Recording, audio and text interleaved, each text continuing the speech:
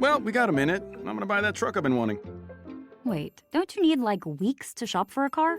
I don't. Carvana makes it super convenient to find exactly what I want. Hold up. You're buying a car on your phone? Isn't that more of a laptop thing? You can shop wherever you want. I like to do my research, read reviews, compare models. Plus, Carvana has thousands of options. How'd you decide on that truck? Because I like it. Oh, that is a great reason. Go to Carvana.com to sell your car the convenient way. You're listening to the Archaeology Podcast Network. You're listening to The Archaeology Show. TAS goes behind the headlines to bring you the real stories about archaeology and the history around us. Welcome to the podcast. Hello and welcome to The Archaeology Show, episode 239. On today's show, we talk about the history, folklore, and archaeology of vampires. Let's dig a little deeper, straight into the heart with the stick. Oh, that was a good one.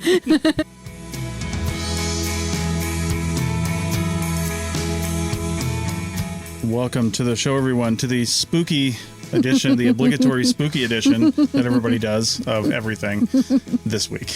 I'm not sure we've ever done this before, though. No. At least not with me. I can't remember an episode that was like holiday based. That's because I hate it. Oh, don't hate it. This is so fun. Okay, so as we mentioned in the intro, we're talking about vampires. And the only reason I really kind of agreed to do this, and in fact, it was my idea, because like 2 months ago, there was a couple articles that came out that were like vampire related and archaeology related. And I was like, well, you know what? It's close enough to Halloween to just kind of save these. Yeah. And then roll into Halloween. So yeah. And it turns out when we were doing the research, it's like a totally fascinating topic. Yeah. But it's not just the archaeology, which is the article that prompted you to do this topic. Because, yes, we do find remains sometimes that would have been considered vampires back in the day when they were buried, right? Yeah. But it's also like the whole folklore behind it, the stories, the development. And it's such an interesting look into the psyche of the ancient person or historic person, depending on how far back you're going. And it's a really, really cool topic. So I don't know. I got really into the folklore research bit of it. Yeah. Well, looking at a quick history of the vampire folklore and origins, I mean, if you were to ask somebody where you think vampires probably come from historically, I mean, I would say Romania, because everything crazy comes from Romania. Right. So, but Eastern Europe. Yeah, generally Eastern Europe. And you'd be correct about that. Yeah. It was, the stories begin among the Slavic peoples of the Eastern Europe region. You know, we're talking like Bulgaria, Poland, probably Romania too. Those areas about 1,000 years ago. Probably Croatia, where we were. Maybe, yeah. I mean, all of those peoples from that area, they had these sorts of... I thought I saw some vampires. Well, okay, so speaking of that though, like... what do you think of when you think of a vampire? Like, what's your idea in your head? You know, depending on what I've just seen on TV or something like that. It's like the latest interpretation. It's either Sparkles. Oh, my God. That's like a 20-year-old reference at this point, but go on. Or even older, like, what was his name? Bela Lugosi or something like that? Oh, like yeah. The original, you know, Dracula. Yeah. Dracula. Like the tuxedo, the slicked back hair. Right. Probably had like a goblet with something red in it. Don't know what it was. Oh, wait, it was blood, you know. Then you've got Buffy. Yes. Yeah. And then most recently, you've got the best representation of vampires I've ever seen. What We Do in the Shadows. What We Do in the Shadows is one of the best shows on television, in our opinion. But yeah, totally. If you know the show, you're laughing right now. You know, I totally knew you were going to say that at some point in this episode. I didn't know it would be in the first 5 minutes, but I'm not mad about it. Okay, so that's great. That's what we think of it now. And that is what the legends sort of transitioned into by the 17, 18, 1900s, right? But it goes back further than that. And the word vampire actually roughly translates to ghost monster. And these super early stories were of like a non-corporeal ghost type of being that would wreak havoc in villages and spread disease. So rats. Right. Yeah, totally. Like they were the rats of, they were ghost rats. And I mean, it could be a way to explain something like rats, right? It could be. Yeah. They're like, I can't be rats. It must be something else. Exactly. And sometimes it was like a string of bad luck would befall a village and they needed something to blame it on. And witches were not a big thing in this part of the world. Like that's what witches in the Western European area in the Americas, those were the scapegoats for bad things happening to villages at that time. But in this area, they could just blame it on ghosts, and they would look at whoever was most recently dead and be like, oh, it's probably them. And they came back. They like rose from their grave and came back to get us. So what gets me about most pop culture, movie, TV things about any sort of fantastical creature like that, vampires or otherwise, is they always pair them with something else that has nothing to do with it historically. Right. Yeah. You've got vampires and werewolves. So you've got vampires, witches, and demons. Hold on, though. I'm going to get to some connections between some of that stuff. Yeah. We'll get there in this history. But yeah, you think it's disconnected, but there's always like a little thread sometimes, right? With this supernatural stuff. So these early legends, they were limited to the Slavic peoples and until like the late 1600s, early 1700s-ish. And that is very specifically because the Holy Roman Empire conquered Hungary and took control of the area, basically. Yeah. And the soldiers would learn these stories about vampires, and they brought them back to the big cities in the Holy Roman Empire, like Berlin and Vienna. And then from there, they just sort of spread across Western Europe over to America. And we get to the point where we have these legends that we know today. And the legends that we know today were heavily influenced by like Western superstition and ideas about witchcraft. So that's where like witches kind of get connected in with it, because the ideas about witches were pretty strongly in the Western psyche, the Western European psyche at that point, and then enter vampires. So a lot of this like stuff sort of starts mixing together. It's just those early legends develop because of that, or in part, together with that. Yeah, it took a while to get over to kind of the Western world. Mm-hmm. The word vampire first appeared in English in 1732. Yeah. And it was representing a full-bodied, risen corpse that needs to drink human blood and a lot of the things that we know today. Yeah, that all came later for sure. Now, I thought this was really interesting. There is potentially like scientific reasons why legends developed like this. One of the articles that we'll link to has a theory that in the 1700s, human blood was thought to have medicinal properties. Mm-hmm. People would even drink it for like treatment back then. Tasty. And I guess because of the bloodletting thing that was going on by doctors, like there would be like sources of blood around all the time that you could just drink. I don't even know. Like, I can't even imagine what kind of havoc that would wreak on people who were drinking it, but still. So because it was consumed for all types of ailments, you could kind of imagine that being a vampire was like having a disease. It was the vampire disease, and you would drink the blood, and that was the treatment. So for the most part, it is a condition. It's a condition, sure. People don't talk about how, vampires are, they're technically dead. Yeah. So, but they're not zombies. Right. They're not. But why? And these early stories, too, like they'd go back to their graves and go back to sleep for the day. Right. Yeah. So like, because the sunlight. Yeah. Okay. So I found this really great story. One of the first-hand accountings of a quote unquote vampire rampage in a city. So I thought it would be fun to tell this story. This is the story of poor Mr. Arnaud Paole, Paole. And this takes place in the town of Medveda, Serbia. Okay. So we have this firsthand account because of letters written in January of 1732 by a medical officer in the Holy Roman Empire, Dr. Johannes Flukinger.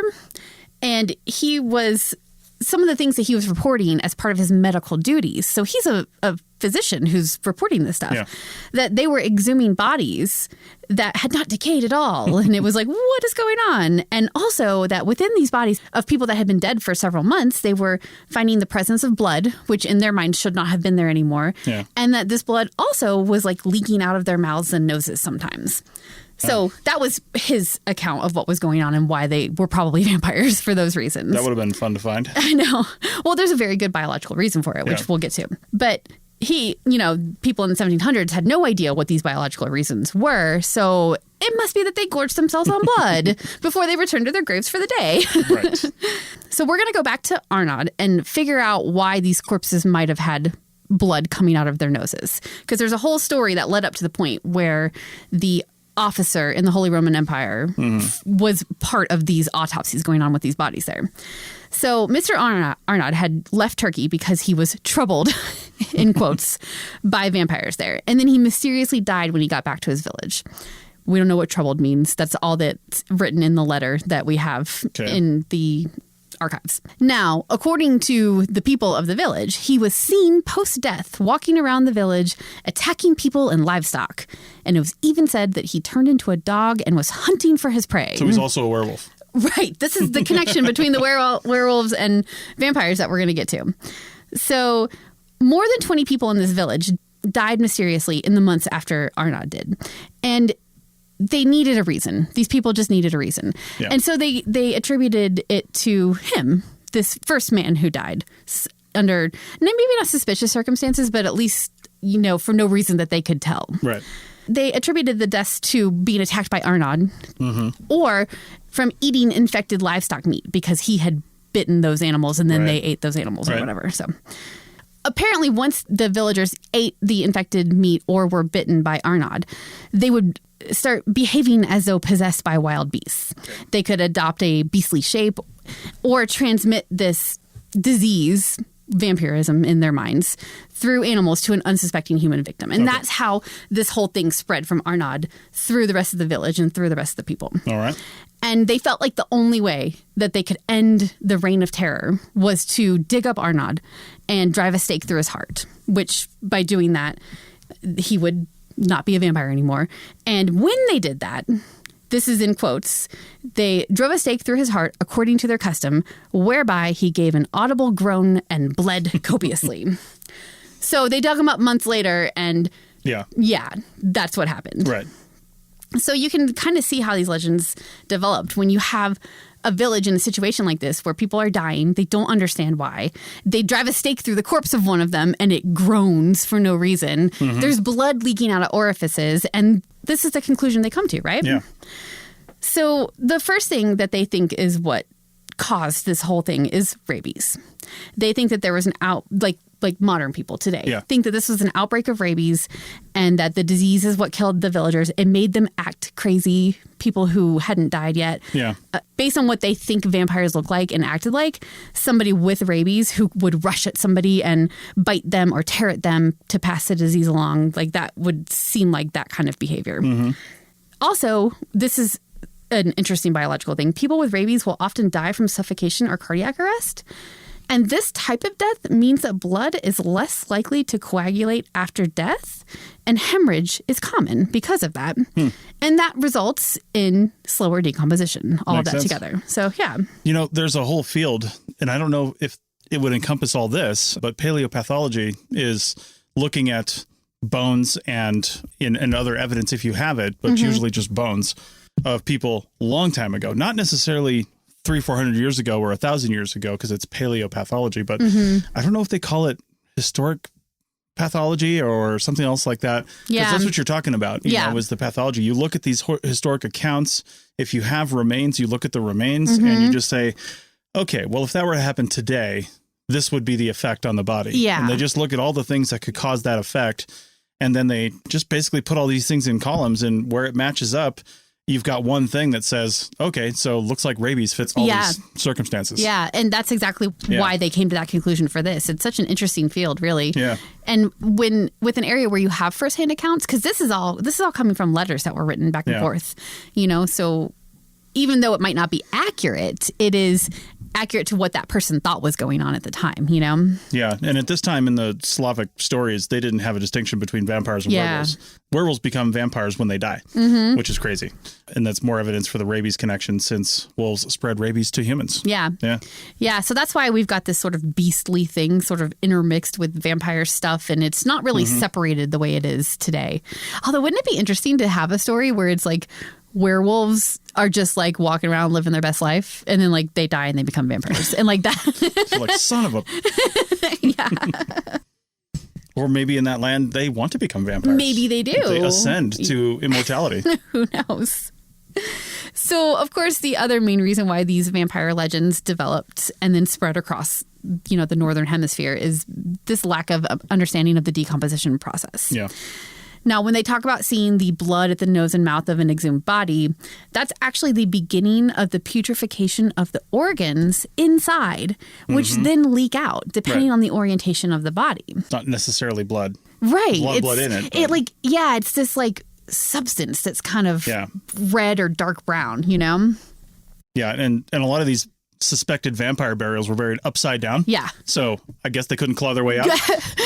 But placing the body upside down was another factor that made it easier for the fluid to leak out. Yep. Gravity, right? Like the fluid goes where gravity sends it. So, yeah. You've got more holes facing that direction than you do the other way. Yeah, totally.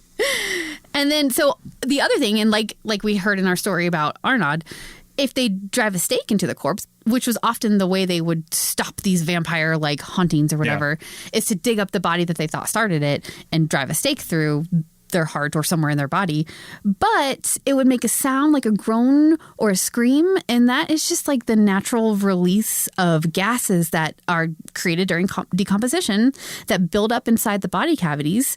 And it comes out with that pressure release of the stake and it makes a noise. And that might sound like the like the body is screaming or groaning, but it's not. It's just natural gases. And finally, we're talking about Europe and Northern Europe here. It's very, very cold. So when bodies were buried under the ground anytime in the winter months when the temperature was like, I don't know. Yeah, cold. Below 60 or 50 even, right? The decomposition would just be very, very slow naturally for that reason. And so if they dug up a body, like in the story of Arnaud, I think the bodies that were dug up, I think it was like in November they were buried and then dug up in January or something like that. Then, of course, they're not very decomposed. It's been cold that entire time. So there just hasn't been enough warm weather to help further the decomposition process. So, All right. Well, that's a good history of a little bit of a history. There's a lot to it. But there is a lot. There's so many more stories from different places everywhere. Yeah. So in the next two segments, we're going to talk about some actual archaeological cases where suspected vampire burials have been found. And in this next one, we'll learn about the reason for the last couple of Twilight movies. Back in a minute.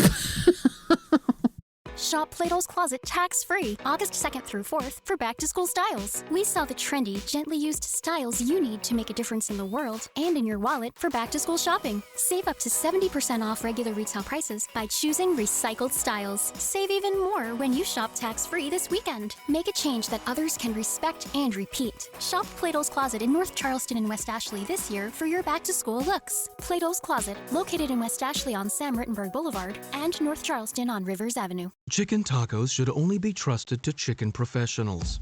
That's where we come in. Introducing Zaxby's new chicken finger tacos. One comes with pico de gallo and creamy chipotle ranch. And the other comes with bacon, lettuce, tomato, and avocado ranch. Chicken experts since 1990. Chicken taco experts since now. Order yours today in the Zax Rewards app. Woo, saucy! Zaxby's. People are driven by the search for better.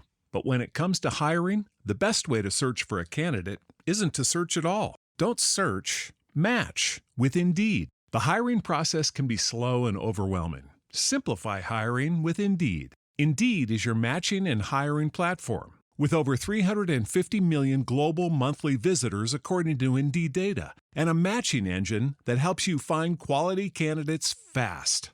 Ditch the busy work. Use Indeed for scheduling, screening, and messaging so you can connect with candidates faster. Join more than 3.5 million businesses worldwide that use Indeed to hire great talent fast. Listeners of this show will get a $75 sponsored job credit to get your jobs more visibility at Indeed.com/PODKATZ12. That's Indeed.com/PODKATZ12. Terms and conditions apply. Welcome back to episode 239 of the Archaeology Show, the all vampire edition.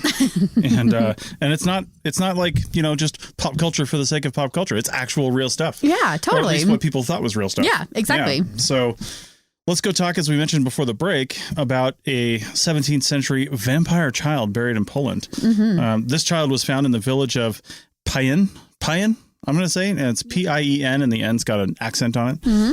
It's weird seeing an accent on the very last letter, and it's a consonant. So I'm not really sure. I know. Pine? Well, it's Polish, so yeah. Yeah, anyway, northern Poland. Yeah. Excavations at the site led by Deruz Polinsky. How can you be Polish and have the name Polinsky? I know. Yeah. So it's very on the nose. Right. He's an archaeologist at the Nicholas Copernicus University of Turin. I would just like to go to that university. So I went to the Nicholas Copernicus University. Yeah, totally. That would be cool. Yeah, they found about 100 graves so far there, as according to the article we read, and 13 more in the most recent excavation season, so quite a bit of stuff. By the way, check out the show notes. There's a lot of articles linked in the show notes. Some duplicates about stories, but told from different perspectives.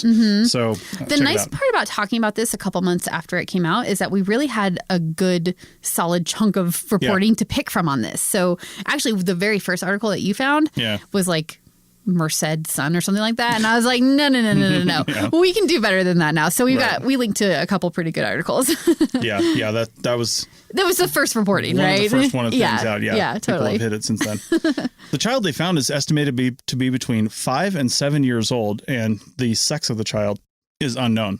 And the hope is that they will be able to do DNA testing and we'll be able to provide more information on the sex. So, of course, they always want to do DNA testing. But this is a fairly new find, so it's going to be some time before we know. Yep. What makes this a vampire burial, at least according to custom, I guess, is the remains were found face down with a padlock attached to one of his feet. The speculation is that the padlock was intended to prevent the child from returning from the afterlife. This child must have been a real terror. Yeah. And the body is face down, obviously, like we mentioned in the first segment, to prevent it from rising, maybe, or stop it from being able to get out somehow. Like, if you're immortal and you have all this strength, like the vampire legends say, couldn't you just like turn yourself over? I know. But it is interesting, though. In the next burial we're going to talk about from the same graveyard was a little bit more gruesome, maybe, with what they did to it. Yeah.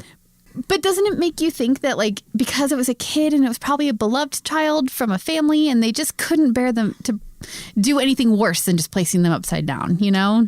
Yeah. That's what happens in my head anyway. Well, and if the kid, had something like rabies, kids play with dogs and other things like that. And could have, Yeah, could have just gone crazy. Yeah. So the area where these remains were found and all of the bodies in the cemetery, it's not like the main cemetery for this village. It's not associated with the church or anything. So they think it's kind of like an abandoned souls cemetery. And that's why they're finding these vampire burials there.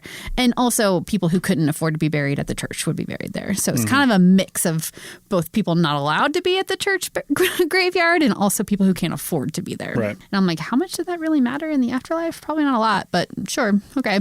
Yep.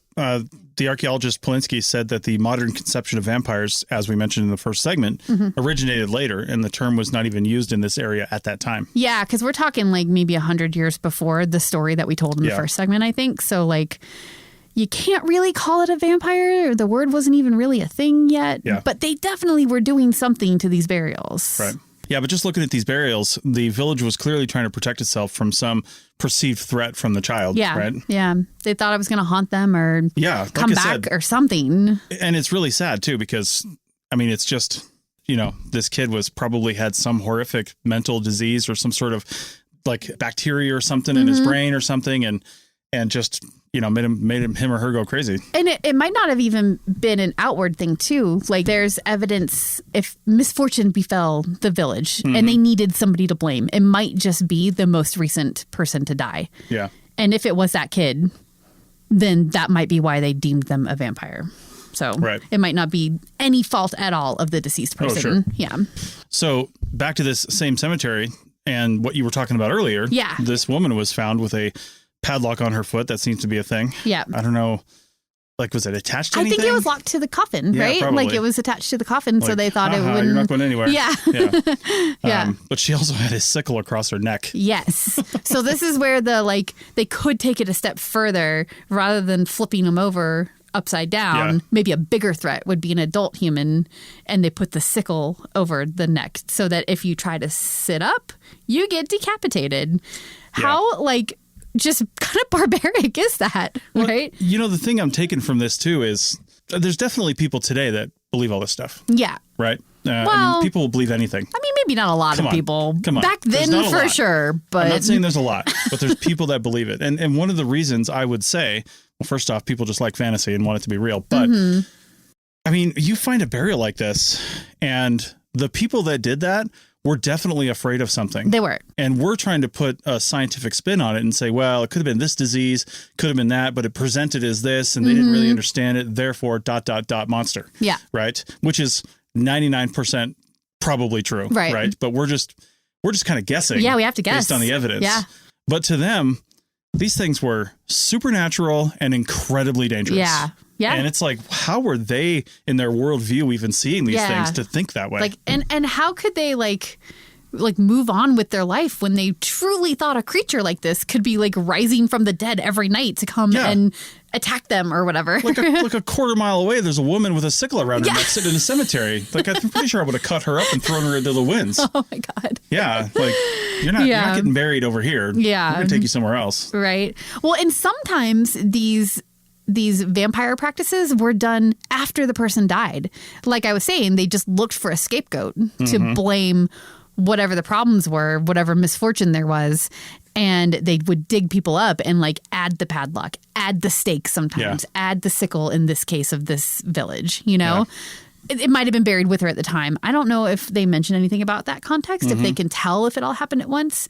I imagine if it was within a couple months of each other, there would be no archaeological evidence of whether it happened at the same time or not. Yeah. That would be pretty impossible to tell. You'd have to look at technology like the lock or something like that. You know, is it similar? Was it made by the same blacksmith? Yeah. You know, that kind of stuff. Yeah. Because there would be signatures of that, I would assume. Yeah. And maybe they haven't done that kind of analysis yet. Yeah. Or maybe it's too degraded. If it were iron, you know, there might not be a whole lot of it left. Yeah. So it doesn't look, I mean, it looks pretty good in the pictures, but not like well enough that you'd be able to tell like a maker's mark or anything like that. Yeah. But Now, there might not be context for this, but I'm pretty skeptical of it unless this is a common assumption in this area and they're just not talking about this in the article. But apparently the woman had a very prominent front tooth. And according to the article, it may have been why people thought she was a vampire. Yeah, this sounds like conjecture, probably, but I guess it's possible. That's like putting our modern spin on it, though. It is. Did vampires 1,000 years ago have sharp teeth for sucking blood like snakes? Right. I mean, how did they get the blood? Right. You know? When you look at the picture of her skull, though, it is truly like extremely prominent, like snaggletooth for sure. So, She had some issues, too. However, though, she was a woman of standing in this community. She was found with the remains of a silk cap around her head, and silk was not cheap at that time. Yeah. And also, there are the remains of gold threads in her garments. Again, you only get that kind of fabric if you've got the money to put behind it, you know? And finally, there were flecks of gold found on the palate of her skull. That would be the roof of her mouth. Yeah. And it indicates that she had drank medicine with gold in it, which apparently was a thing that they thought would cure you if you were ill, because I guess she was clearly very ill.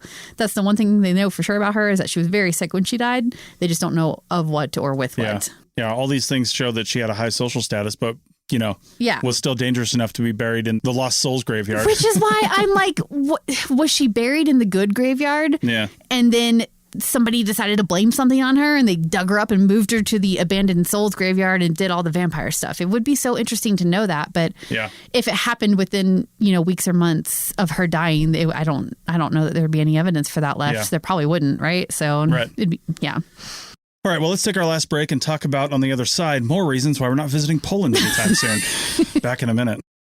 Introducing Zaxby's new chicken finger tacos. One with pico and creamy chipotle ranch, and the other with bacon and avocado ranch. Chicken expert since 1990. Taco expert since now. Woo, saucy! Zaxby's. Well, we got a minute. I'm gonna buy that truck I've been wanting. Wait, don't you need like weeks to shop for a car? I don't. Carvana makes it super convenient to find exactly what I want. Hold up. You're buying a car on your phone? Isn't that more of a laptop thing? You can shop wherever you want. I like to do my research, read reviews, compare models. Plus, Carvana has thousands of options. How'd you decide on that truck? Because I like it. Oh, that is a great reason. Go to Carvana.com to sell your car the convenient way. Introducing Zaxby's new chicken finger tacos. One with pico and creamy chipotle ranch, and the other with bacon and avocado ranch. Chicken expert since 1990. Taco expert since now. Woo, saucy! Zaxby's. Welcome back to episode 239 of The Archaeology Show. The Vampire Show. The Vampire Show. The Vampire Show. It's making me want to watch Buffy again. This episode sucks. Oh, God. You are the worst. All right. Let's talk about other vampire burials found in Poland. Yeah, and this is sort of like the precursor to the one we talked about last segment. This site was found maybe 10 or 15 years ago, so it's been around for a little while. And they've been continually doing research on it since then. I think the most recent article about it was maybe in 2017 or 18. So this is sort of like the first wave of vampire burials. What? But on this site, there are 6 burials that appear to have anti-vampire measures taken against them. Okay. They're very similar to the woman in the last article. They had sickles across their neck, and in one case, it was a sickle across the pelvis, right? Which seems aggressive, and but okay. These were found in Drosko, Poland, a couple hundred miles away from the last one we talked about. Yeah. So kind of a similar area, so you can kind of imagine that the legends were similar in that area, and they were probably having a similar reaction. So it makes sense that they're kind of, aligned with each other. In addition to that stuff, there were rocks under their necks or jaws, presumably to keep them closed and prevent them from feeding on humans. Again, like if a human would have to get in there, I know. Because they could just move the rocks. I know. I didn't really understand this one.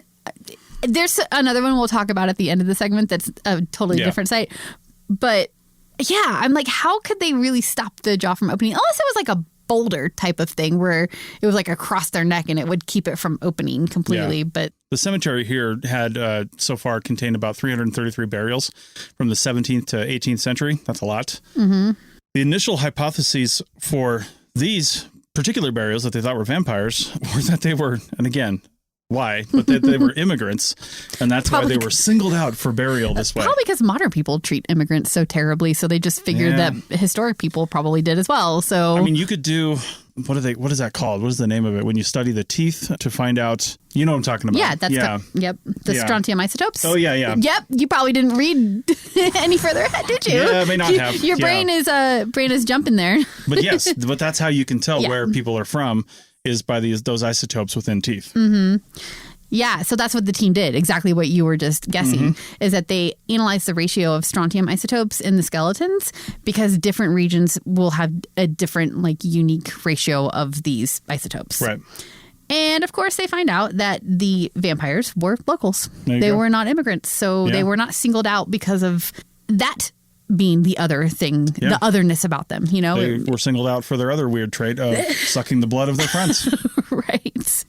Well, they're on to a new hypothesis, which is, again, another one that you just cannot prove, not without written records to go along with it. But there's some pretty good, circumstantial evidence for this one. First of all, they did not die by violent death or visible trauma that would be easy to see. They could find. Yeah. So probably whatever killed them, it was quick. It probably got in there, killed them quick, and left no marks on their bones that we could see. And at this time, in this area, there was kind of cholera epidemic waves that would sweep through and kill a whole bunch of people. So, and cholera kills you very quickly, and it doesn't leave any marks. You could die within hours of getting cholera sometimes. It was so quick. And their current hypothesis is that it's possible that the vampire burials were the first victims of one of these cholera epidemics. And that's why they were buried as vampires, because they thought maybe they could stop the spread of cholera by stopping them from coming back to life and spreading it more among people, Because they didn't even know. We know it was cholera. Yeah. But they didn't know that. They didn't know. They just saw people writhing in agony probably and then dying. So I'm sure they had a name for it, and these were their reasons for it. So, yeah. And, these things do come in waves. So by doing this kind of burial to a few people, they're like, look, it worked, because nobody's dying from cholera anymore. Yeah, exactly. It maybe they buried those people. Yeah. And then the wave kept going and more people kept dying. So maybe they dug them up and added the sickles and the rocks and everything else. And then it stopped. And they're like, great, this is what works. This is what we know to do when cholera comes through, or whatever they called it. Yeah. So one other article I wanted to talk about, and this one I actually didn't have a great resource for, because this site was found a long time ago, and it's called The Vampire of Venice. And if you look up Vampire of Venice, and we'll link to one of the articles that has it, what you'll see is a skull with a brick shoved directly into the mouth. Right. And there's a guy that did a bunch of research on it back in the early 2000s up into maybe 2010 or so, and it was in an area where there was various epidemics going on. And his theory is that that's exactly what they were doing there in that case. There's none of the sickles and the other stuff. And this is in Venice, so it's Italy. It's totally different, legends and folklore that they're pulling from there. Yeah. But they decided that they could stop this person from rising as a vampire and spreading whatever the disease was to the rest of the community by shoving a brick in its mouth. And it's aggressive. Like they had to have broken the jaw to shove the brick in there like that. Makes you wonder if the guy was dead before they did that. I mean, I would hope so, because the thing that is interesting to me about all of these, because it is a bit of like the human thought process and how they make up reasons for why things are the way they are when they don't understand it. It seems like most of the time they're like beloved members of their community and their families. Yeah. And they didn't do anything wrong when they were alive.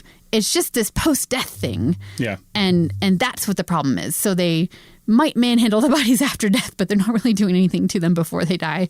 I guess, I don't know, silver lining maybe that happened. Because like if you think about witchcraft, right? And people getting burnt at the stake, like that happened to a real live person. Right. And they didn't have a chance. This at least is coming after death, so it makes it a little bit better. Maybe. Yeah. Yeah. I don't know. Anyway. Well, those are just a few stories about evidence for anti-vampire behavior with historic populations. And like we said in segment 2, a lot of the researchers won't even call it that. Like this is the media adding the word vampire. But it is definitely something. People are trying to stop the dead from coming back to life. Like that is clearly what they were doing. Yeah. Like you don't put a sickle across somebody's neck where they will be beheaded if they sit up unless you are very concerned about them coming back to life and haunting you. I mean, it makes me wonder if some of them were buried alive. I would hope not. You would hope not. But we're making an assumption here that they were monsters killed and prevented from coming back to life. But they couldn't have been buried alive, because if they did, there would be some kind of trauma on their neck from that sickle, right? Maybe, or just died. I mean, I guess if they were practically dead already, maybe, and then they just maybe. But I think if it was somebody who were truly alive and were like, "What the? I got to get out of here," then there'd be some kind of trauma on their neck. Well, I don't know if there would be any skeletal trauma though, which that's the only thing that's left. There wouldn't be any skin left. Well, right, but you would still even just like cut marks on the bone and stuff. Right? Yeah, you'd have to lurch up hard enough to make cut marks on your own neck from a sickle. The whole point of the sickle is you're not going to do that. You're cutting through a lot of You'd have to and muscle really, to do that. You'd really have to hit it hard, yeah. right? So I'm not going to say that it's not out of the realm of possibility that they weren't buried alive. It is possible. There is no evidence. Why would you for padlock it. them? I mean, we're making assumptions based on, some other historical references as well, that they thought these things were going to come back alive. So, we know that was a common belief in this place in this time. Sure. So the logical theory is that was what they were trying to stop, is the undead person from coming back, a ghost or whatever, monster of some sort, coming back to life. But vampire might not be the right word for that. Yeah. In that community, it could have been a different word. These ones that we talked about didn't have any wooden stakes involved, which is when you start really getting into the vampire thing. So, I don't know. But isn't it really interesting how like we get to, the true blood vampire stories from this kind of thing? Yeah. It is definitely an interesting transition from the folklore to what modern minds will do with this stuff. Yeah. I love it. All right. Well, if you're listening to this in real time on Halloween, when somebody comes to your door and says trick or treat, and you say treat, you don't have to give them candy anymore. You can treat them with the knowledge of vampires now. Sit them down on the couch. That's be right. like, I have a story to tell you. Exactly. There was this guy named Arnaud. That's right. You want to be scared, kid? We'll bury you with a friggin' knife against your neck. Oh my God. Padlock on your foot. Oh my God. That's terrible. Don't do that. That's Anybody. Right. Oh God. All right. Well, I have no idea what we're going to talk about next week. Oh, wait. Yes, I do. Mm-hmm. It's Grease. It's the last Grease episode. Yeah. Yeah. So if you're sick of Grease. if you're sick of Grease, like don't unsubscribe, but like, be warned. Sure. It's coming. Yeah. That's all the good stuff. Yeah. Yeah. All right. With that, we'll see you guys next week. Bye.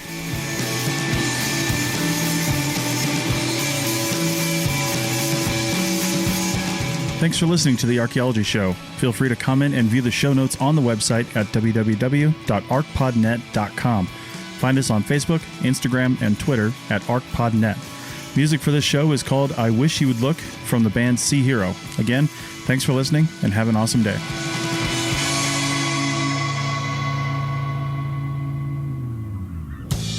This episode was produced by Chris Webster from his RV traveling the United States, Tristan Boyle in Scotland, DigTech LLC, Culturo Media, and the Archaeology Podcast Network, and was edited by Rachel Roden. This has been a presentation of the Archaeology Podcast Network. Visit us on the web for show notes and other podcasts at www.arcpodnet.com. Contact us at chris@archaeologypodcastnetwork.com.